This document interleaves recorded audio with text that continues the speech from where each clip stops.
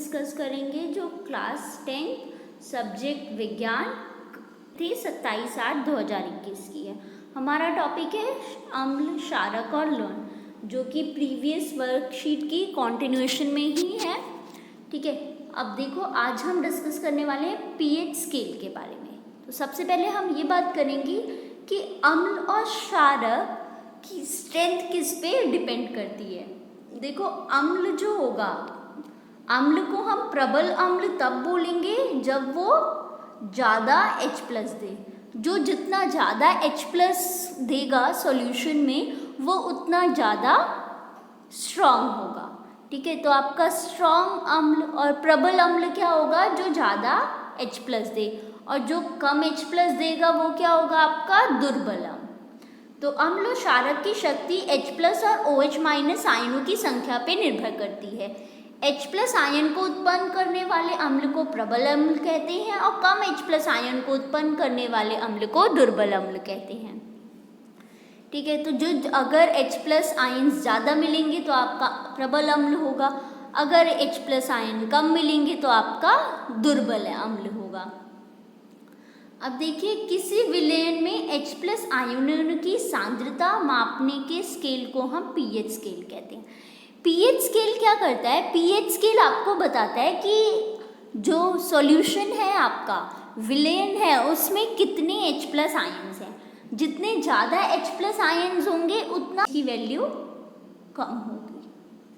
ठीक है, पीएच की वैल्यू अगर लेस देन 7 होता है तो वो सॉल्यूशन आपका अम्लीय सॉल्यूशन होगा।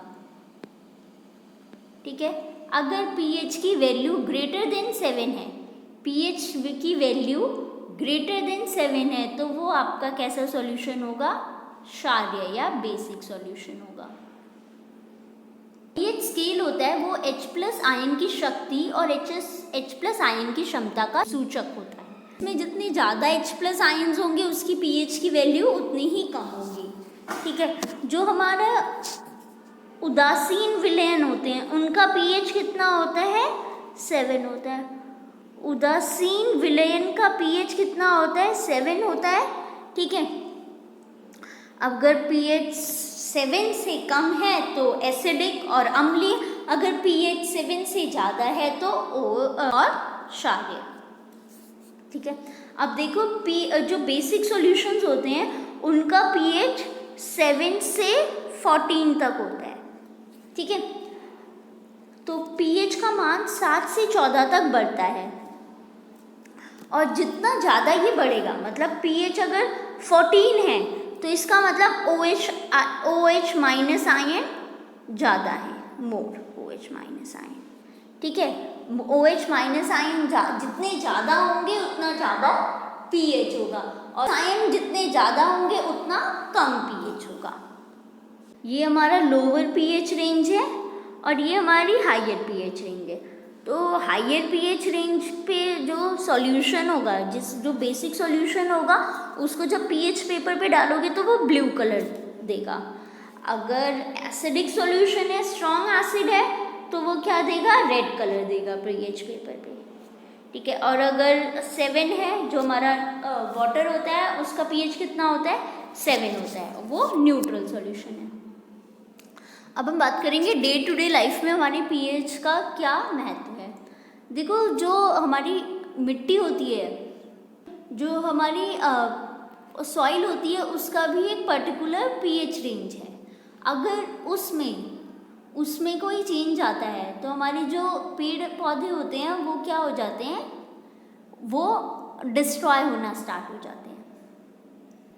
तो पहला पॉइंट है हमारा, पौधे और जानवर केवल पीएच परिवर्तन की एक सीमित सीमा में ही जीवित रह सकते हैं।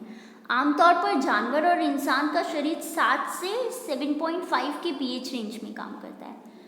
हम पीएच रेंज की एक पर्टिकुलर पीएच रेंज पर ही सरवाइव कर सकते हैं, दैट इज योर 7 to 7.5।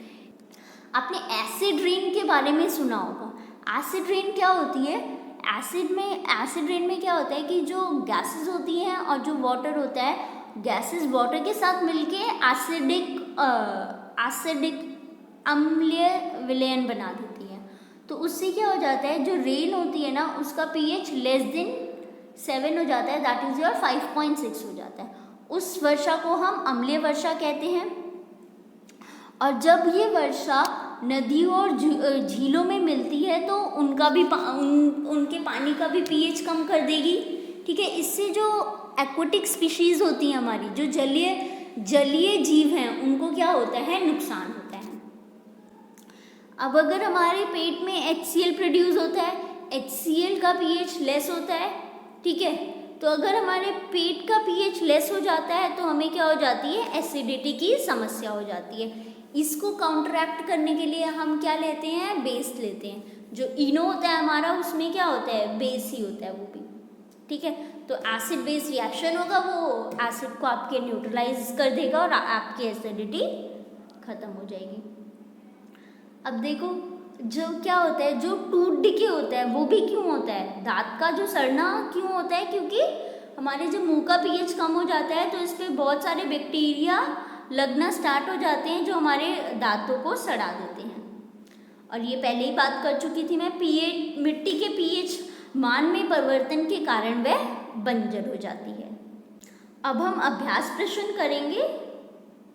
तो पहला क्वेश्चन है हमारा, आपके पास A और B दो विलयन है। विलयन A का pH 6 है, pH 6 है विलयन A का, और विलयन B का pH क्या है, 8 है। दोनों विलयन में किस में H आयन की सांद्रता अधिक है।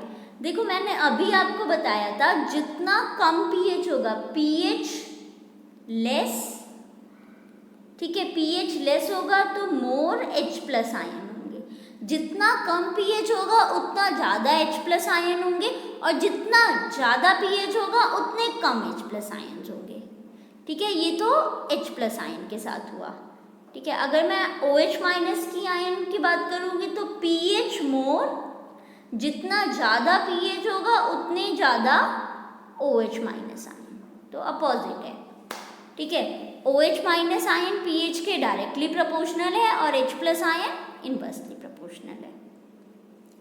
तो देखो, अगर हमारे सॉल्यूशन का एक का pH 6 है, दूसरे का pH 8 है, तो H+ आयन किस में ज़्यादा होंगे, जिसका pH 6 है। सेकंड क्वेश्चन है, ऊपर दिए गए प्रश्न में किस विलयन की प्रकृति अम्लीय और किसकी क्षारीय है। जिसका pH 7 से लेस होगा वो अम्लीय होगा, और जिसका pH 7 से ग्रेटर होगा, pH ग्रेटर देन 7, वो क्या होगा, क्षारीय होगा। सिंपल सी बात है। सो देखो, इसका pH 6 है तो ये अम्लीय है, सॉल्यूशन A अम्लीय है, और सॉल्यूशन B का pH 8 है तो वो क्षारीय है। नेक्स्ट क्वेश्चन है, ताजे दूध का pH 6 है, इसकी दही बन जाने से इसके pH में किस प्रकार का परिवर्तन आता है। देखो, दूध से दही कैसे बनता है, दूध से जब भी हम दही बनाते हैं तो क्या प्रोड्यूस होता है, लैक्टिक एसिड प्रोड्यूस होता है, ठीक है। अब लैक्टिक एसिड एक अम्ल है, अम्ल के प्रोड्यूस होने से क्या होगा, pH कम हो जाएगा, ठीक है। तो दही का pH दूध से कम होता है। नेक्स्ट क्वेश्चन है हमारा, शुद्ध जल का pH 7 है, इसकी प्रकृति क्या होगी।